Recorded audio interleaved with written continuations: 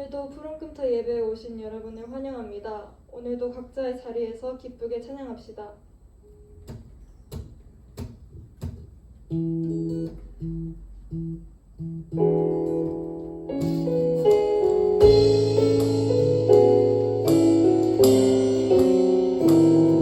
밝은 빛이 가득해 주는 은혜와 사랑에 이곳에 모인 우리 주가 기뻐하시네.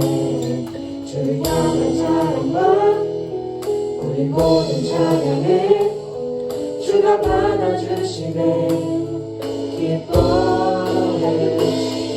밝은 빛이 가득해 주의 은혜와 사랑에 이곳에 모인 우리 주가 기뻐하시네. 주를 향한 사랑과 우리 모든 찬양을 주가 받아주시네. 기뻐해. 찬양해. 주가 함께 하시네. 우리 찬양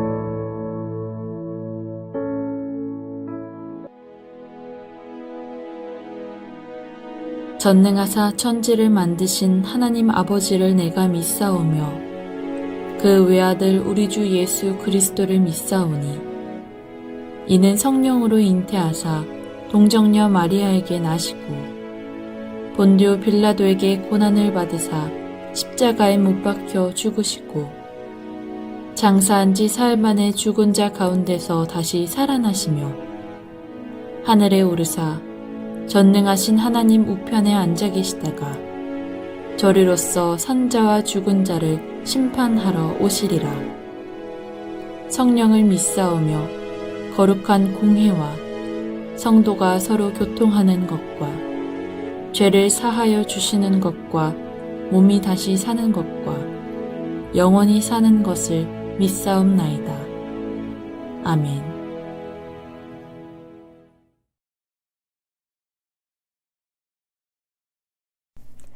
안녕하세요, 불구도 친구들. 자, 오늘은 Do You Love Me?라는 제목으로 함께 말씀을 나누고자 합니다.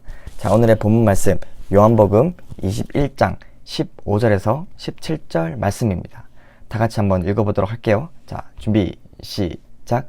그들이 조밥 먹은 후에 예수께서 시몬 베드로에게 이르시되 요한의 아들 시몬아, 네가 이 사람들보다 나를 더 사랑하느냐 하시니 이르되 주님 그러하나이다. 내가 주님을 사랑하는 줄 주님께서 아시나이다. 이르시되 내 어린 양을 먹이라 하시고 또 두 번째 이르시되 요한의 아들 시몬아, 네가 나를 사랑하느냐 하시니 이르되 주님 그러하나이다. 내가 주님을 사랑하는 줄을 주님께서 아시나이다. 이르시되 내 양을 치라 하시고 세 번째 이르시되 요한의 아들 시몬아, 네가 나를 사랑하느냐 하시니 주께서 세 번째 내가 나를 사랑하느냐 하심으로 베드로가 근심하여 이르되 주님 모든 것을 아시오매 내가 주님을 사랑하는 줄을 주님께서 아시나이다. 예수께서 이르시되 내 양을 먹이라. 아멘. 친구들, 혹시 지난주 설교 기억하시나요?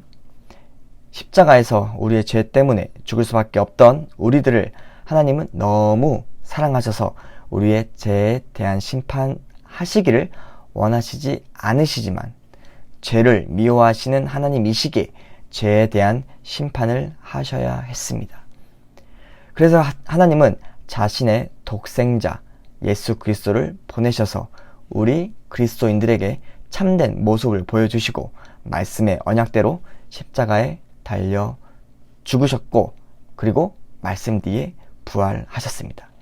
이 본문의 이야기는 그때부터 시작합니다. 안식 후 첫날, 즉 예수님이 부활하신 후 첫날에 예수님께 향유옥합을 깨뜨린 막달라 마리아가 돌이 무덤에서 옮겨진 것을 보고 베드로와 예수님이 사랑하시는 제자, 즉 요한에게 이렇게 말합니다. 무덤에 큰 돌이 옮겨졌고 그 안에 예수님이 안 계세요. 누가 예수님의 시체를 가져간 것 같아요. 그러자 베드로와 요한이 바로 무덤으로 향하였습니다. 예수님의 시체를 놓았던 무덤 안으로 들어가 보니 정말로 시체가 없는 겁니다. 베드로와 요한은 예수님께서 십자가에 달려 돌아가시기 전 말씀하신 내가 다시 살아날 것이다 라는 말씀의 뜻을 아직 깨닫지 못한 거였죠. 그날 저녁 무덤가에서 밤새 울던 막달라 마리아가 무덤에서 예수님을 보고 제자들에게 기쁨으로 가서 내가 예수님을 보았습니다 이렇게 말을 했지만 제자들은 막달라 마리아의 말을 믿었을까요? 믿지 않았을까요? 성경을 보면 예수님과 3년 넘게 먹고 살면서 그리고 동행하면서 많은 기적과 능력을 체험했음에도 불구하고 믿지 않았습니다. 제자들은 죽은 나사로가 살아난 것도 보았고 나인성 과부의 아들이 살아난 것도 보았고 회당장 야이로의 딸을 살리신 일도 경험하였습니다. 하지만 예수님께서 죽은 뒤 3일 만에 부활하신다는 말은 믿지 못한 거였죠. 그래서 예수님은 친히 제자들에게 나타나십니다. 그리고는 요한복음 21장 갈릴리 바다에 나타나시죠. 이때는 베드로, 도마, 그리고 세베대의 아들들, 즉 요한과 야고보, 그리고 두 제자는 아마도 빌립과 안드레일 가능성이 높다고 합니다. 이렇게 7명의 제자들 가운데 예수님의 수제자였던 베드로가 이렇게 말합니다. 나 그냥 물고기 잡으러 갈래. 베드로가 어째서 이렇게 나 그냥 물고기나 잡을래 라고 말을 했을까요? 베드로는 여러 가지 마음이 교차했을 겁니다. 자신이 예수님의 수제자 역할을 하였지만 우선 예수님을 완벽하게 믿지 않았던 것 같아요. 그리고 예수님을 만나는 게 껄끄러웠겠죠, 당연히. 왜 그럴까요? 예수님이 베드로에게 분명히 말했습니다. 닭이 울기 전에 너는 나를 3번 부인할 것이다 라고요. 그랬더니 베드로가 어떻게 행동했나요? 어떻게 말했나요? 예수님 장난하세요? 저 베드로입니다. 예수님의 수제자 베드로라고요. 제가 차라리 죽으면 죽었지 예수님을 어떻게 부인할 수 있겠습니까? 걱정 마세요. 남들이 다 부인해도 전 절대로 부인하지 않을 겁니다. 이렇게 호언장담하게 말한 베드로, 어떻게 됐죠? 예수님의 말씀대로 닭이 울기 전에 3번 부인했습니다. 그때 좌절감과 자기 자신에 대한 원망과 그리고 수치심도 들었겠죠. 예수님께서 베드로를 처음 만날 때 사람 낚는 사람이 되게 해주겠다고 나를 따르라고 말해서 자신의 모든 것을 버리고 따라갔는데 예수님이 죽고 자신의 곁에 없으니까 허탈하겠죠. 모든 게 끝난 것 같고 그래서 이전의 삶으로 돌아가는 것입니다. 예수님을 만나기 전인 어부의 삶으로 돌아가는 것이죠. 왜냐? 자신이 가장 익숙한 일이고 잘하는 일이니까요. 그렇게 갈릴리 호수에서 배를 끌고 와서 물고기를 잡으러 나갑니다. 이미 베드로는 갈릴리 호수에서 베테랑이었어요. 자신의 아버지도 어부였을 테고요. 자신도 어부로 몇십 년간 갈릴리 호수에서만 물고기 잡던 사람이었습니다. 당연히 갈릴리 호수에 어디가 물고기가 잘 잡히는 곳인지 눈에 훤히 다 보이겠죠. 하지만 어떻게 됐죠? 물고기를 잡았나요? 아니요. 물고기를 한 마리도 잡지 못했습니다. 날이 저물어 갈 때까지 물고기는 잡히지 않았습니다. 그 순간 바닷가 건너편에서 이런 말이 들려옵니다. 얘들아, 물고기 잡았니? 이런 질문이 들려오는 거죠. 성경에는 이렇게 질문을 한 뒤 없나이다 이렇게 기록되어 있는데 솔직히 생각해 보세요. 여태 밤새도록 개고생했는데 어떤 한 사람이 와서 얘들아 물고기 잡았니? 이렇게 질문하면 성경의 말씀처럼 없나이다 이렇게 말을 할까요? 당연히 전도사님이 생각하기에는 짜증나는 말투로, 화나는 말투로 참 거참 신경 끄고 갈 길 가소 라고 말할 것 같은데 성경은 정중하게 없나이다 이렇게 대답하고 있습니다. 그러더니 배 오른편에 던지라 그리하면 잡으리라 말하십니다. 그 말대로 따랐더니 이게 웬일? 물고기가 많아 그물을 들 수 없을 때 바로 그때 제자들은 깨달았습니다. 저분 바로 예수님이다. 그랬더니 바로 옆에서 뭔가 슉 지나가더니 베드로가 그대로 바닷속으로 다이빙을 하여서 예수님께로 갔습니다. 그때 예수님은 해변가에서 제자들에게 줄 떡과 물고기를 굽고 있었습니다. 예수님을 본 7명의 제자들, 예수님 보고 싶었습니다. 막 이러면서 반갑게 끌어안고 웃으면서 그런 기쁜, 활기찬, 밝은 분위기였을까요? 아닙니다. 정반대의 분위기였어요. 나머지 제자들이 오고 아무 말도 안 했습니다. 분위기가 완전 조용했죠. 왜냐? 다들 예수님께서 말씀하신 말을 못 믿어서 예수님을 만나기 전으로 그런 삶으로 돌아온 자신들의 모습이 부끄럽고 예수님 보기에 솔직히 말해서 쪽팔렸던 거죠. 그 중에서 베드로는 어떤 마음이었을까요? 3번 예수님을 부인하고 도망치고 옛 삶으로 돌아온 베드로. 예수님이 그냥 자신한테 막 소리치면서 화내고 때렸으면 그러려니 하면서 했을 텐데 예수님은 아무 말씀 안 하시고 떡과 생선을 제자들에게 주시며 말씀하십니다. 밥 먹자 얘들아.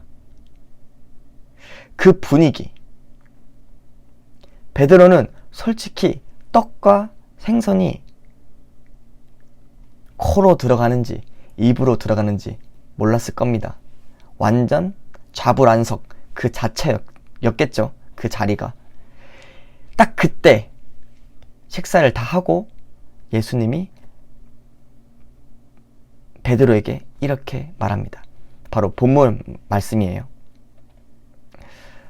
요한의 아들 시몬아, 네가 이 사람들보다 나를 더 사랑하느냐? 요한의 아들 시몬이라고 부르고 있습니다. 이때는 우리 한글로 번역된 성경을 보면 좀 이해하기 어렵습니다. 원어로 봐야지 이해가 더 잘 되는 거죠. 예수님께서 첫 번째, 네가 나를 아가파오, 그러니까 아가페 하느냐? 라고 물어보십니다. 이때 베드로는 필레오 합니다. 이렇게 대답하죠. 아가페는 하나님의 사랑을 말할 때 전적으로 이타적이거나 완전히 헌신적인 사랑을 말할 때 아가페 사랑이라고 말합니다. 그리고 필레오는 친구들 간의 우정의 사랑을 말하는 단어라고 생각하시면 됩니다. 본문에서 15절에 네가 이 사람들보다 나를 사랑하느냐 이렇게 말했는데 이 사람들이 나를 사랑하는 것보다 네가 나를 사랑하는 마음이 더 크냐 이렇게 해석할 수 있는데 예수님의 말씀은 그 뜻이 아닙니다. 제자들은 다 예수님을 전심으로 사랑했습니다. 어느 제자도 누구보다 예수님에 대한 사랑은 뒤처질 수 없었겠죠. 당연히. 그리고 예수님께서는 베드로를 베드로야 라고 부르지 아니하시고 요한의 아들 시몬아 이렇게 부르십니다. 무슨 뜻일까요? 베드로의 인생에서 예수님을 빼버리면 무엇이 남나요? 고기를 잡는 일입니다. 자기가 할 수 있는 것이 바로 고기잡이였던 것이죠. 하지만 이것도 만만치 않았습니다. 왜냐? 한 마리도 잡지 못했기 때문이죠. 갈릴리 바다에서 수십 년 동안 배지를 하던 베드로조차. 베드로는 호적상 요한이라는 사람의 아들입니다. 그래서 예수님께서 이렇게 베드로에게 물어보시는 겁니다. 호적상의 아버지의 아들로 태어나서 이제까지 너의 삶의 내용들을 채웠는데 그 여태 살아온 너의 인생 전체와 그리고 나, 예수님이죠. 둘을 놓고 사랑한다면 누구를 더 사랑하느냐? 이렇게 묻고 계시는 겁니다. 이때 베드로는 예수님을 선택하겠다고 주저없이 답하고 있는 상황이죠. 이 첫 번째 아가페의 사랑은 바로 베드로가 있어서 가장 우선적인 가치를 무엇에 어떤 것에 두어야 하는가였습니다. 그동안 경력, 인맥, 배경들 가운데 살아왔고 책임져야 할 사람들도 있지만 베드로는 그것들보다 예수님만을 먼저 생각하며 살겠다는 말이죠. 그러자 예수님께서는 이렇게 말씀하십니다. 내 양을 먹이라. 예수님께서는 베드로에게 사명을 맡기십니다. 그리고 16절 말씀입니다. 두 번째 이르시되 네가 나를 사랑하냐 하시니 주님 그러하나이다. 내가 주님을 사랑하는 줄 주님께서 아시나이다. 이르시되 내 양을 치라 하시고. 자, 두 번째 예수님의 질문은 네가 나를 아가페 하느냐입니다. 이 말의 뜻은 네가 나를 너의 인생의 목적 그리고 주인으로 선택했으면 이제 너의 인생 가운데 나를 위해 무엇이든지 할 준비가 됐느냐 이렇게 말씀하시는 겁니다. 예수님을 위해 사는 것 살 수 있냐? 너는 예수님을 위해 너의 인생 전체를 살 수 있느냐? 예수님을 위해. 이렇게 물어보는 것이죠. 즉, 내가 사는 목적이 예수님으로 바뀌는 것입니다. 베드로는 예수님을 너무 사랑하기에 주를 위해 살아갈 수 있다고 고백합니다. 그리고 또 예수님께서 말씀하시죠. 내 양을 치라. 첫 번째 말씀하실 때는 내 양을 먹이라였고, 두 번째는 내 양을 치라 였습니다. 즉, 이 말 뜻은 예수님께서 베드로에게 사명을 구체적으로 주시는 장면입니다. 양을 돌보고 먹이고 다스리라는 말이죠. 자, 17절 말씀입니다. 세 번째 이르시되 요한의 아들 시몬아 네가 나를 사랑하냐 하시니 주께서 세 번째 내가 나를 사랑하냐 하심으로 베드로가 근심하여 이르되 주님 모든 것을 아시오매 내가 주님을 사랑하는 줄을 주님께서 아시나이다. 예수께서 이르시되 내 양을 먹이라. 첫 번째 아가페는 베드로의 인생에서 가장 우선인 것이 무엇이냐? 그래서 베드로는 예수님입니다 라고 고백을 하였고, 두 번째 아가페는 나를 위해서 살 수 있느냐? 라고 물어보셔서 베드로가 주님을 위해서 살 수 있습니다. 주님을 사랑하기 때문입니다. 이렇게 고백했습니다. 하지만 세 번째, 네가 나를 사랑하느냐 라는 말의 뜻은 첫 번째와 두 번째 아가페가 아니라 바로 필레오였습니다. 첫 번째와 두 번째는 헌신적인 사랑을 말씀하셨고, 세 번째는 수평적인 사랑을 말씀하셨습니다. 이 세 번째 의미는 바로 예수님과 함께 세상을 바라보고 천국을 바라보면서 예수님과 함께 동행하면서 어디든지 가는 그런 사랑을 말하는 겁니다. 그래서 요한복음의 저자인 사도 요한이 첫 번째, 두 번째에는 아가페를 사용하였고 세 번째에는 필레오라는 단어를 쓴 것입니다. 예수님께서는 말씀하십니다. 베드로에게 나와 무엇을 하든지 나와 함께 하겠느냐? 내가 바라보는 곳을 같이 바라보겠느냐? 내가 걸어가는 그 길로 같이 걷겠느냐? 나의 마음이 향한 곳에 너의 마음을 두겠느냐? 무엇을 하든지 간에 예수님과 동행하는 삶. 조도사님이 동행의 조건이 세 가지가 있다고 말했습니다. 자, 첫 번째, 앞서지 않는 것. 그리고 두 번째, 뒤처지지 않는 것. 세 번째, 가는 방향이 일치하는 것. 이 세 가지가 맞아야지만 바로 동행이라고 말할 수 있습니다. 예수님께서는 늘 나와 함께 하겠느냐? 함께하는 삶을 살겠느냐? 라고 물어보시는 겁니다. 누구한테요? 바로 베드로에게요. 하지만 베드로는 근심하여 이르되라며 말하고 있습니다.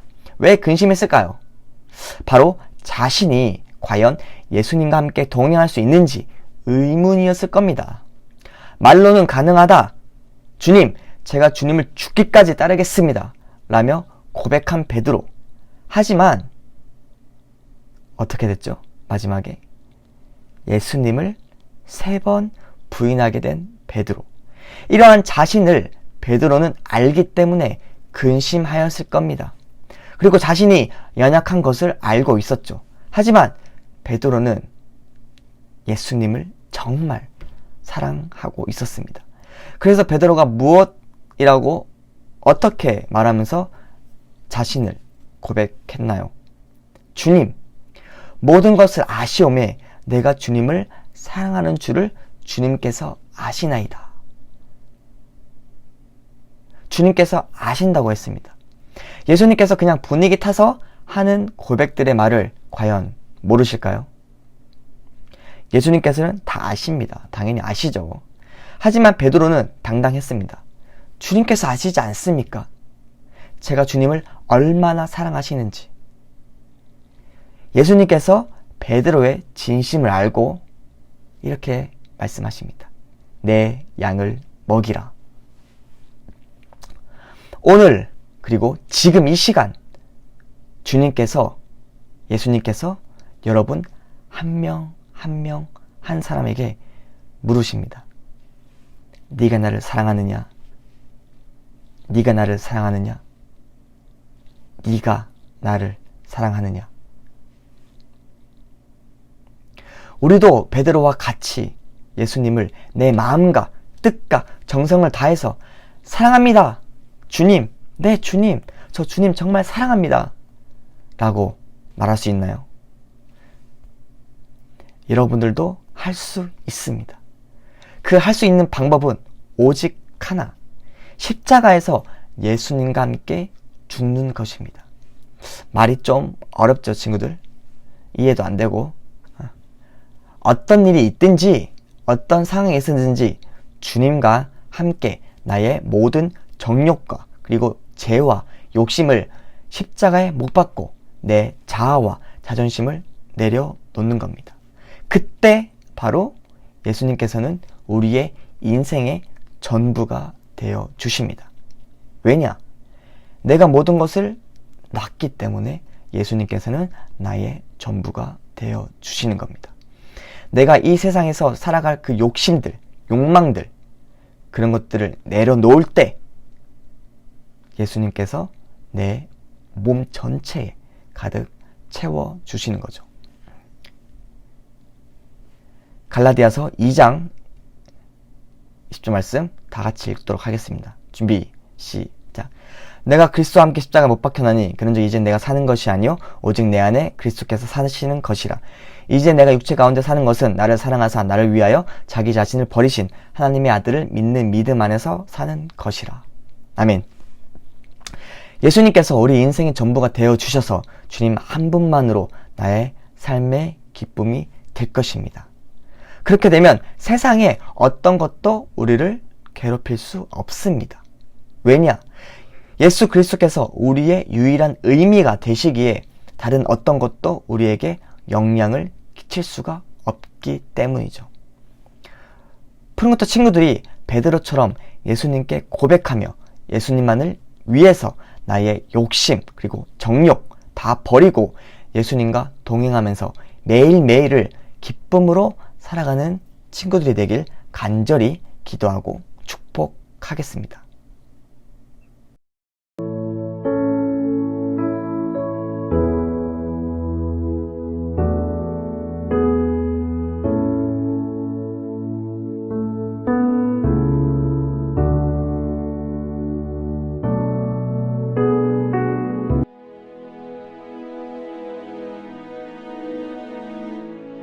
하늘에 계신 우리 아버지여, 이름이 거룩히 여김을 받으시오며 나라가 임하시오며 뜻이 하늘에서 이루어진 것 같이 땅에서도 이루어지이다. 오늘 우리에게 일용할 양식을 주시옵고 우리가 우리에게 죄 지은 자를 사하여 준 것 같이 우리 죄를 사하여 주시옵고 우리를 시험에 들게 하지 마시옵고 다만 악에서 구하시옵소서. 나라와 권세와 영광이 아버지께 영원히 있사옵나이다. 아멘.